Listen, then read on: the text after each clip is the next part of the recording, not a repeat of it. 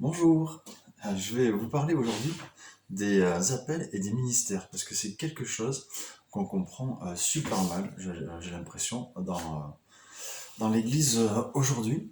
Et ça, je m'en suis rendu compte parce que, personnellement, j'ai lu ma Bible tout seul pendant 10 ans, quand on me l'a offert, et je refusais de rentrer dans des assemblées, parce que je me disais, bah voilà, quand j'étais petit, j'allais dans une église, on me racontait n'importe quoi. Et maintenant que voilà, j'ai 22 ans, quand on m'a offert ma première Bible, hein, aujourd'hui j'en ai 47, mais quand on m'a offert ma première Bible, j'en avais 22. J'ai lu trois fois, celle des catholiques, celle des protestants, celle des témoins de Jéhovah. Bon, la dernière, voilà, elle m'a pas vraiment percuté, je trouvais qu'elle était différente des deux autres, mais les deux autres, en gros, j'ai trouvé qu'elles racontaient la même chose, mis à part que dans celle des catholiques, il y a plus de livres, mais enfin qui n'ont pas vraiment leur place là.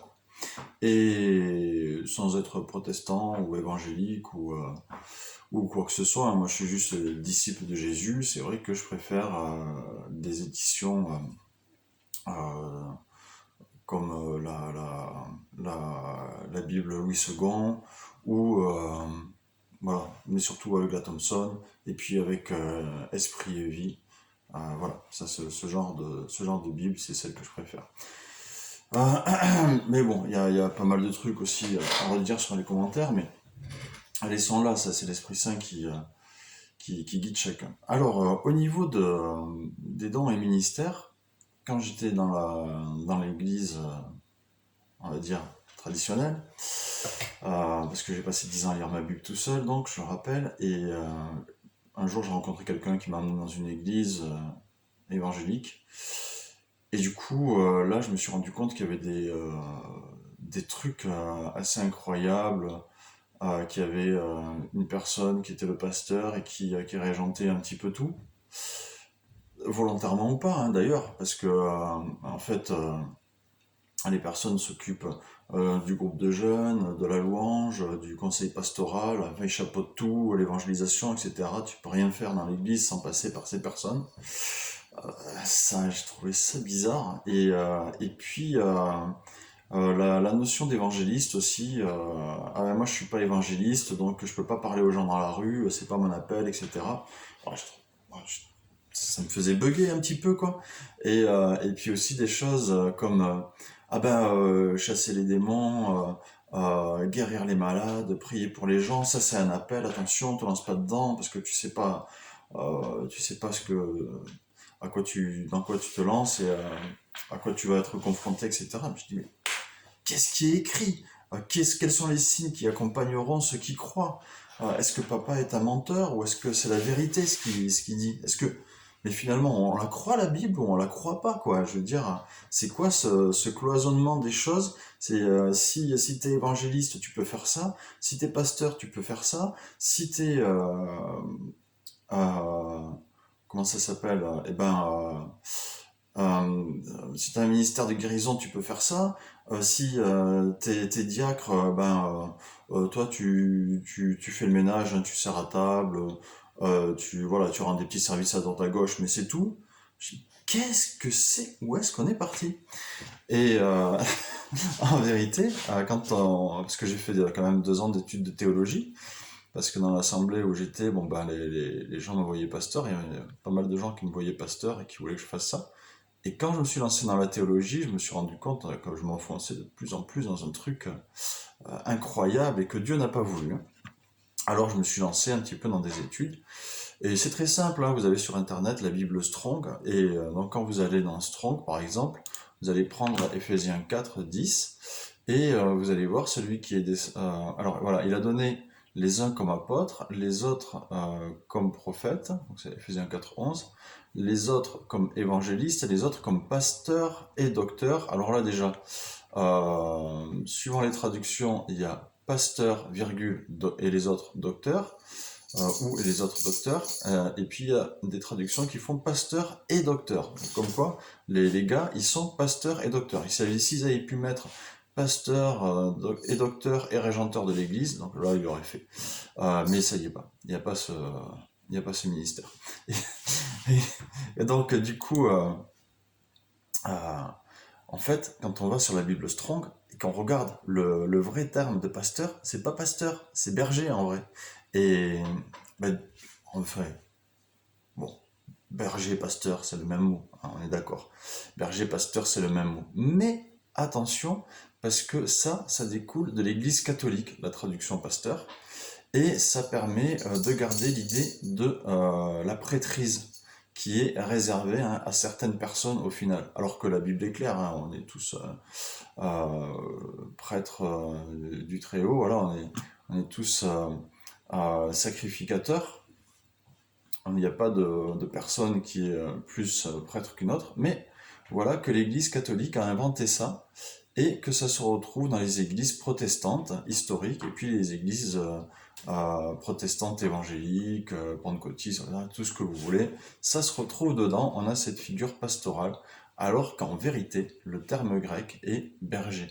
Et quand vous allez regarder, par exemple, qu'est-ce que c'est qu'un pasteur dans la Bible, et ben on va, ils le disent en plus, hein, dans les bouquins de théologie que j'ai, ils ont pris les exemples de Jésus, etc., parce que c'est le bon berger, et donc tout ce que fait Jésus, ben, le pasteur peut le faire. C'est pour ça qu'il se retrouve avec cette figure de personne qui fait tout. Mais or, c'est pas vrai. Parce que sinon, on pourrait dire la même chose pour l'évangéliste, pour le diacre, pour le... Parce que Jésus, il a eu toutes les positions. Donc, comme Jésus était, on peut dire que c'était le diacre parfait. Donc, tout ce que faisait Jésus, et ben, le diacre peut le faire. Et là, de toute façon, moi, je crois que c'est vrai.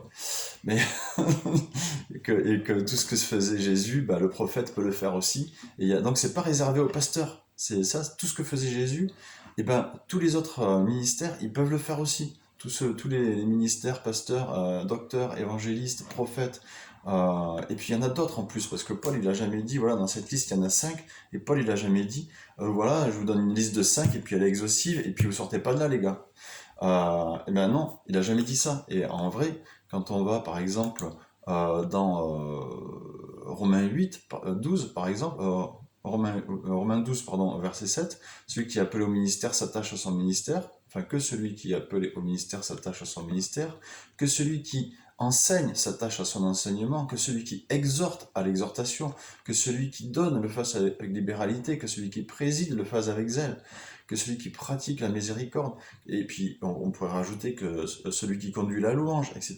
Mais il y a d'autres appels. Il n'y a pas que cet appel-là. Si on va parcourir la Bible, je n'ai pas sorti tous les versets, mais il y en aura d'autres à trouver, hein. Donc ça, je vous invite à cesser de croire qu'il y a 5 ministères et point barre, c'est faux. Et donc, euh, pour revenir sur ce ministère de pasteur, euh, en vérité, si on prend berger, mais nulle part. Alors, je vais vous mettre un défi, c'est de trouver quelque part dans la Bible un gars qui est pasteur. Un gars, mais pas Jésus, hein, attention. Et puis pas un gars qui garde des troupeaux. Non, pasteur dans l'église, que ce soit dans l'église de Rome, de Corinthe, Philippiens, hein, ce que vous voulez. Vous me trouvez un gars qui a ce ministère de pasteur. Eh ben, vous n'allez pas en trouver. Alors vous allez dire, si, il y a les épîtres pastorales et tout ça, mais on dit dans les épîtres pastorales, ben oui, Timothée c'était un pasteur, mais parce qu'on vous dit que c'est des épîtres pastorales, mais nulle part dans l'épître il est écrit que Timothée était pasteur. En vérité, non. On vous le dit pas. Pour moi, un pasteur, j'ai fait une vidéo là-dessus, hein, pourquoi il n'y a pas de pasteur dans nos églises ou dans nos familles spirituelles, je sais plus comment je l'ai appelé, le ministère de berger, je crois que je l'ai appelé le ministère de berger, oui c'est ça. Vous pouvez regarder le ministère de berger, donc je vous invite à voir ça, et parce que pour nous, c'est un berger plutôt qu'un pasteur, c'est quelqu'un qui prend soin des autres, qui s'il s'éloigne du troupeau, parce que il s'éloigne de Dieu en fait, parce que s'il s'éloigne du troupeau, parce qu'il est mieux dans un autre troupeau, qu'est-ce qu'on s'en fiche en fait? Oui, ça va nous faire de la peine, parce que le frère ou la sœur, on le verra quasiment moins peut-être, ou je sais pas, peut-être qu'il préfère aller dans une assemblée où on se rassemble le dimanche plutôt que dans une église de maison. Et ça, c'est pas un souci. L'important, c'est qu'il reste avec Dieu.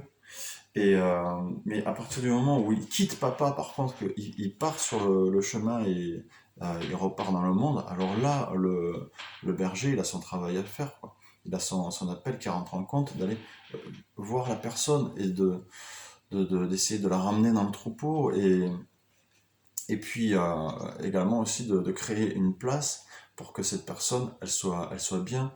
Voilà, c'est le travail du berger, c'est de faire attention que tout le monde soit bien.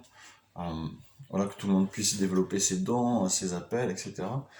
Et s'épanouir dans le groupe, dans la communauté.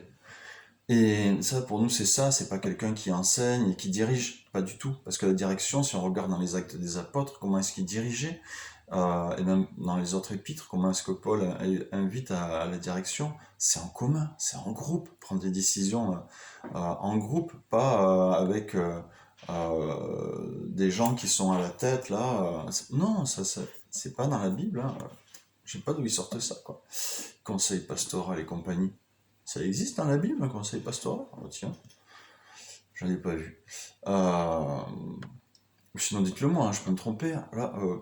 Là, je suis humble, hein, vous pouvez me le dire. Si vous voyez un conseil pastoral dans l'Assemblée, enfin dans la Bible, il n'y a pas de souci. Vous m'envoyez le truc, hein. M'envoyez le passage. Aussi, il a donné les uns comme évangélistes. Alors là, on se fait une idée de l'évangéliste.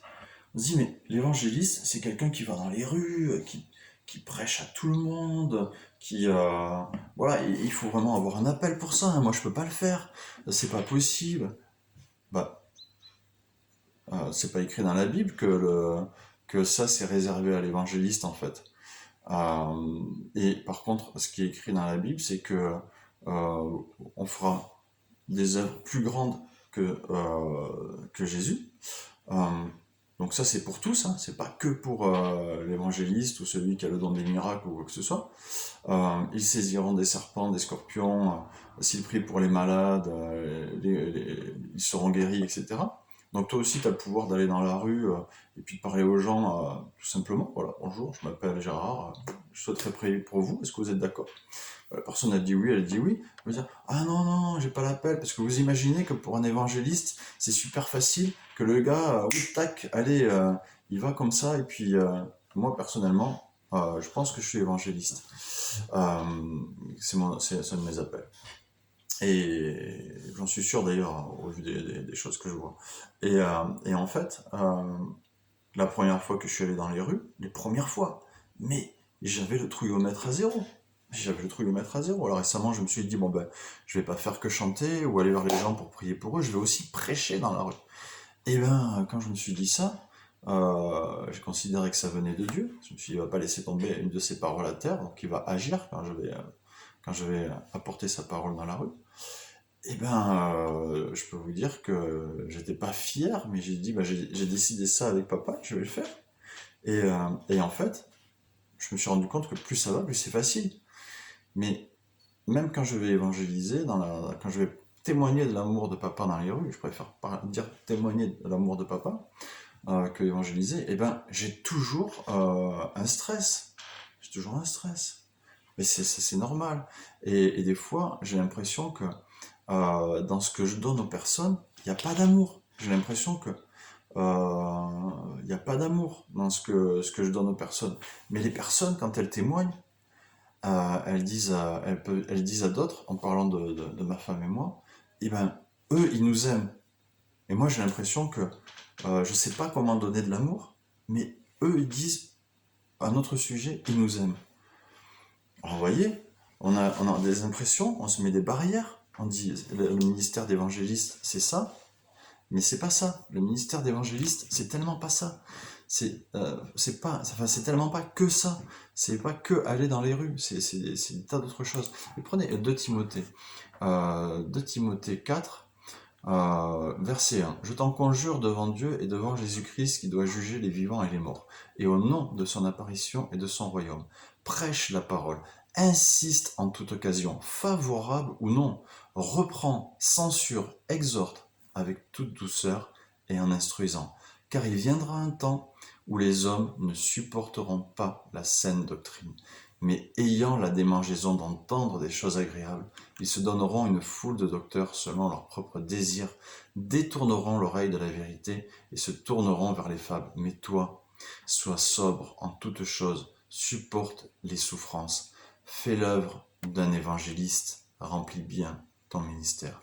Voyez tout ce que vient de décrire Paul. Ça, c'est l'œuvre d'un évangéliste. Et en plus de ça, quand on revient dans Éphésiens 4, on prend les versets 11, on prend les ministères, les soi-disant 5 uniques ministères. Verset 12, pourquoi est-ce que papa a donné ces appels-là? Pour le perfectionnement des saints en vue de l'œuvre du ministère et de l'édification du corps de Christ. Donc tout ça, c'est pour le perfectionnement des saints. C'est-à-dire que même l'évangéliste, c'est pas quelqu'un qui va que dans les rues. Il y en a qui disent, ouais, les évangélistes, c'est quelqu'un qui vont que dans les rues. Ils connaissent pas, même j'ai entendu des pasteurs, mais c'est incroyable, dire que les évangélistes ne connaissent pas vraiment la parole de Dieu, qu'eux, ils sont toujours à aller dans les rues, et qu'ils étudient pas la Bible, et que des fois, ils ramènent des gens, que les gens... voilà, qu'ils ont évangélisé des personnes, qu'ils ramènent ces personnes-là dans l'église, et que ces personnes, elles croient n'importe quoi, et qu'il faut les redresser, etc. Mais c'est vous qui croyez n'importe quoi, et qui, en fait, tordez ce que les évangélistes ont fait dans la rue. Franchement, les évangélistes, ils vont dans la rue. Mais pas que, je veux dire, ils font pas que ça. Y a n'importe qui, toi aussi, même si t'es pas évangéliste, t'es capable d'aller dans la rue, il suffit juste que tu te lances, voilà, que tu te mettes un petit coup de pied au derrière, ou qu'il y ait quelqu'un qui le fasse pour toi, tu demandes à ton copain qui lui va dans les rues, vas-y, mets-moi un coup de pied au derrière, tac, il te met un coup de pied au derrière, tu commences à parler à une personne, puis après à une deuxième, etc. Et tu vas voir comment ça se fait. Mais le truc, c'est que on ramène une personne de l'extérieur de l'assemblée dans l'assemblée, et là, ceux qui sont en charge de la prédication, de diriger, etc., eh ben, ils vont tordre la personne. On va avoir fait quelque chose de droit dans la rue, et les autres, ils vont le tordre, ils vont dire, bah, les évangélistes, ils font mal leur travail, et ils racontent n'importe quoi aux gens dans la rue, et flac, et ils vont leur dire, tu dois, ta ta ta ta ta. Ils vont leur mettre des charges sur les épaules, etc. C'est pour ça, nous, bon, voilà, on ramène pas les gens dans des assemblées, quand on sort dans les rues ou qu'on va au travail. on- Mais oui, parce que tu es au travail, tu peux parler de Jésus à tes collègues, même sans parler de Jésus. Tu dis, bah, hey, t'as un problème, ok, je peux prier pour toi. Et moi, ça m'est arrivé que mes collègues ils me disent, bah, David, est-ce que t'as prié pour moi ce matin? Est-ce que t'as prié pour nous? Comment ça, t'as pas prié pour nous? Bah, prie pour nous. Bah, ok, je prie pour vous. Et j'ai prié maintenant, là, devant mes collègues. Pour eux, ils étaient 4-5, j'ai prié pour eux. Et parce qu'ils me le réclamaient. Et parce que les gens, ils savent que vous avez un Dieu, que vous avez un Papa céleste, et ils vont vous le réclamer. Mais seulement, le problème, c'est qu'est-ce que tu as fait dimanche? Ah, ben, dimanche, j'ai fait un barbecue avec mes amis. Et vous n'allez pas dire que vous étiez à l'église, vous n'allez pas dire que vous croyez en Dieu, parce que vous avez peur du regard des gens. Mais dépassez ça. Dites-leur la vérité. N'omettez rien dans la vérité. Dites, j'étais, euh, j'étais allé, adorer mon papa. Et qu'est-ce que t'aimes faire? Qu'est-ce que t'aimes lire? J'aime lire la Bible parce que ça a la lettre d'amour de mon papa. Voilà, mais dis la vérité. Et les gens vont le savoir. Après, on se dit, qu'est-ce que c'est ce gars? Mais après, le jour où ils ont besoin de quelque chose, qu'ils ont un problème, c'est vers vous qu'ils vont aller. Et vous allez leur témoigner l'amour de votre Père. Et là, ça va tout changer. Et après, si vous les ramenez dans une assemblée, là, vous avez des gens qui vont les tordre. Tu dois. Tac. Alors que c'est parce qu'on aime qu'on fait naturellement les choses pour notre papa. Et du coup, donc évangéliste, c'est pas du tout la chose qu'on imagine. C'est quelqu'un qui peut prêcher dans une assemblée, qui peut enseigner toute une assemblée pour la redresser dans le bon sens, hein, pour lui rappeler ce que c'est l'évangile, pour lui rappeler ce que c'est l'amour de papa, pour lui rappeler pourquoi ils ont été sauvés et à quoi ils ont été appelés. Et ça, la plupart des pasteurs, je suis désolé, ils ne le tolèrent pas. Donc, l'évangéliste ne peut pas prendre sa place complète dans une assemblée. C'est pareil pour un prophète. Quelqu'un qui a un appel de prophète, lui, il est censé parler de la part de Dieu. Quand il a de la part de Dieu, si vous avez une parole, une prophétie, une exhortation, voilà, quelque chose à donner, donner, je sais plus dans quel passage c'est écrit, mais voilà qu'il faut les donner, c'est normal. Mais là, on te laisse pas la place. T'as pas la place. Alors c'est pendant le temps de prière. Pendant le temps de prière, tu vas peut-être dire une parole ou quelque chose comme ça, mais il n'y a pas un vrai temps où tu peux exercer ton ministère quel qu'il soit. Pareil pour le ministère de guérison, parce que le culte, mon ami, le culte, il commence à 10 heures. À 10h15, le café, c'est terminé. Après, t'as la louange de 10h30 à, je sais pas, allez, 11h15, 11h20. Après, t'as droit à 20-30 minutes de la parole de Dieu. À tout casser, hein, parce qu'il faut pas trop t'en donner, parce que sinon tu vas t'endormir. Et puis après, t'as encore 20 minutes de louange. Et après, vite, vite, vite, parce que le rôti, il est cuit là. Donc il faut y aller. Donc, qu'est-ce que c'est? C'est ça. Mais où est l'exercice des dons? Où est l'Église qui est décrite dans les Actes des Apôtres, où chacun apportait quelque chose, où chacun avait quelque chose à donner pour les autres de la part de papa, suivant son appel. Parce que le ministère de chauffeur de chaise, il n'y est pas dans la Bible, hein. Tu peux le chercher, hein. Tu me le trouves, tu m'envoies le verset. Je serai heureux de le lire. Mais le ministère de chauffeur de chaise, il n'y est pas. On a tous quelque chose à faire dans le corps de Christ.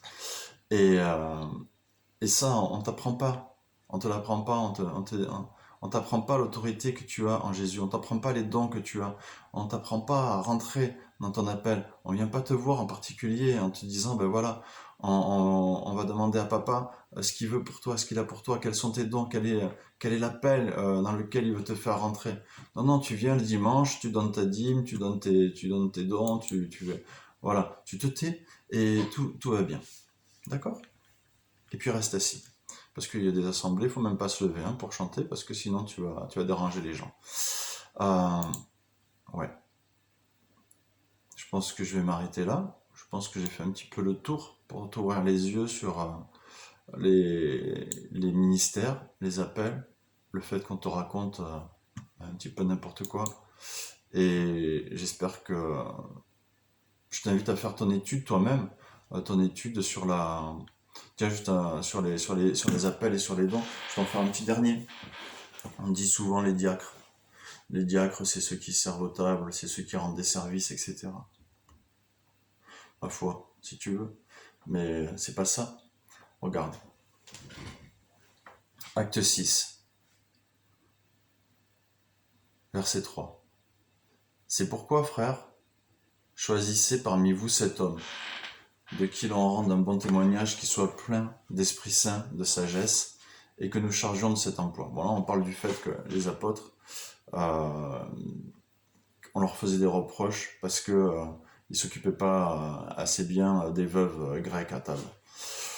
Donc les gars, ils étaient censés voilà, poser les bases de la foi, faire un petit peu tout parce que l'église était naissante. Donc il fallait qu'ils s'occupent aussi de faire monter des gens dans leurs appels, dans leur ministère, tu vois, comme Paul il le faisait avec Tite, avec Timothée, avec d'autres hein, aussi.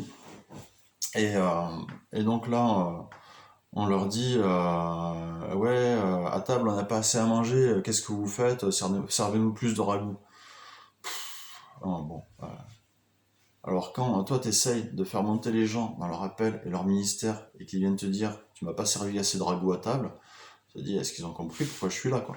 Bon bref, du coup euh, là ils disent ben on va prier et puis on va demander à papa de nous montrer des personnes qui sont capables quoi de faire ça. Et ils élurent Étienne, homme plein de foi et d'Esprit Saint, Philippe, Procor, Nicanor, Timon, Parménas, Nicolas, Prosélite d'Antioche. Donc bon, ils présentèrent aux apôtres qui, après avoir prié, leur imposèrent les mains. Mais ça, c'était leur idée en fait. Que eux, ils servent à table. Ça, c'était leur idée, c'était l'idée des apôtres et c'était l'idée des personnes dans la communauté, mais c'était pas l'idée de Dieu. En vrai, l'idée de Dieu, on sait très bien que Philippe, euh, il n'hésitait pas à partir. Et puis, s'il trouvait un Éthiopien qui était dans une charrette, à faire un bout de route avec lui, peu importe où ça le mène, lui exposer la parole de Dieu et puis le baptiser et le laisser aller. Et Étienne, il n'hésitait pas à prêcher dans les rues jusqu'à se faire lapider. Non mais, et on va dire, oui, ça c'était des diacres, et les diacres c'est fait pour servir aux tables. Ah ouais, quand même. Nulle part dans ce texte, il y a le mot diacre, hein. Je vous mets au défi de trouver le mot diacre ben, dans ce texte. Hein. Il n'y est pas, hein, en vrai. Alors, il y a peut-être un équivalent au niveau du verbe, etc., par rapport au fait de servir, quoi. Mais, euh, mais ça parle pas du ministère de diacre. Et non, allez chercher un petit peu le ministère de diacre dans la Bible. Voilà, vous verrez. Pour ça, et puis après on a l'évêque, on a fait de épiscopos un évêque, alors qu'en fait, épiscopos, bah, ça va être plutôt un surveillant, et pas un surveillant qui est là pour surveiller, savoir si on fait tout bien, et qui est pas d'erreur qui rentre dans la communauté, d'erreurs doctrinales. C'est tout. Il est là pour protéger, mais pas pour surveiller. C'est pas un surveillant général. Voilà, ce genre de choses. Voilà, bah, je vous invite à vraiment vous ouvrir l'esprit sur ces choses-là, à considérer que ben, un ministère aussi, un appel par exemple, un berger, un prophète, un évangéliste, ils sont pas, c'est des spécialistes en fait dans certains domaines, et ils sont pas cloisonnés dans leur truc. Je veux dire, un berger peut très bien aussi enseigner, évangéliser, conduire la louange, euh, je sais pas moi, prier pour les malades. Quelqu'un qui prie pour les malades peut aussi enseigner, évangéliser, recevoir une parole de connaissance. Quelqu'un qui est prophète peut aussi enseigner, peut aussi prier pour les malades, peut aussi chasser des démons. Euh, et voilà, vous avez un appel. Et franchement, papa, il veut que vous rentriez dans cet appel. Il veut que vous connaissiez vos dons. Il faut que vous trouviez des personnes qui sont capables de vous amener dans cette dimension-là. Ou que vous cherchiez vous-même, si vous avez personne, ben, priez papa, priez papa. Et Paul a dit, cherchez les dons qui sont les meilleurs, mais il n'a pas dit lesquels. Il a dit les meilleurs, mais alors c'est les meilleurs pour toi, mais qui est-ce qui va savoir mieux que papa quels sont les meilleurs dons pour toi? Peut-être que je ferai une vidéo sur comment arriver à trouver don et appel si on ne sait pas vraiment qu'on hésite. Mais vraiment, si tu as la possibilité, mais cherche quelqu'un qui va t'aider à rentrer dans ces choses-là. Parce que c'est vraiment ce à quoi tu es appelé. Tu passes à côté de tas de choses que papa a pour toi et qu'il veut faire à travers toi. De toute façon, il est Dieu et c'est vrai qu'il fera pas mal de choses à travers toi, même si tu rentres pas pleinement dans l'appel qu'il a pour toi. Lui, il arrivera quand même à faire avec toi. Mais enfin, tu verras que c'est quand même beaucoup mieux et beaucoup plus de joie et beaucoup plus facile si tu arrives à rentrer dans cette dimension-là. Donc, si tu as l'impression qu'il y a des personnes qui t'ont bloqué, qui t'ont rabaissé, qui t'ont empêché de rentrer dans ton appel, dans ce que papa voulait pour toi, ben, je prie vraiment que tu sois capable de pardonner.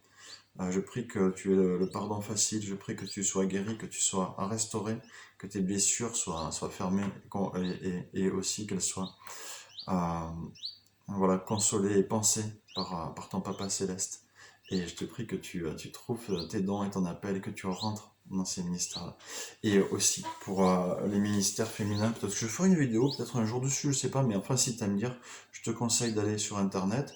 Tu peux taper Claude Payan, comprendre les ministères féminins. Et là, tu vas trouver que Claude Payan et sa femme, ils ont mis un lien PDF, même peut-être deux, trois, où tu peux voir diverses versions de leurs livres sur les ministères féminins, parce que tout ça, c'est pas réservé qu'aux hommes, c'est aussi pour les femmes.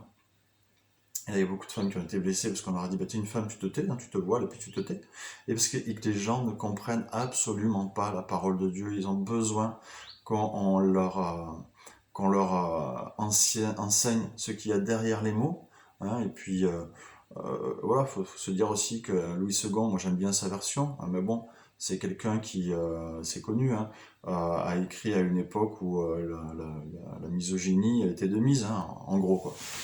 Donc les traductions sont un petit peu, voilà ce qu'elles sont, mais maintenant, aujourd'hui, rien ne nous empêche de chercher le vrai sens des mots, le vrai sens des phrases et les contextes historiques, etc. Les contextes historiques et culturels des époques, parce que quand on écrit à quelqu'un que avoir les cheveux longs, c'est une honte pour l'homme, et ben ça dépendait des cultures, et puis encore quelle longueur, voilà, quelle longueur, que la chevelure longue est une parure pour la femme, bah, va dans dans certaines parties de l'Afrique et va voir un petit peu ce que ça donne. Hein, les femmes aux cheveux longs, on va leur dire que il faut avoir la longueur, ça va être une parure, mais ça va donner quelque chose d'improbable en fait, hein, si elle laisse pousser les cheveux. Donc voilà, il faut chercher et il faut comprendre. Et je t'invite à ça et je prie que tu sois libéré, libéré, parce que papa est venu te libérer, il est venu euh, sous la forme du Fils. Hein. Le Fils est venu pour te libérer, pour donner sa vie pour toi. Il n'est pas venu pour que tu sois asservi à des doctrines, à des dénominations, à des théologies, à des façons de penser qui sont tordues. Il est venu pour que tu sois libre avec lui. Ouais. Voilà, je vous fais des bisous et passez une belle journée bénie.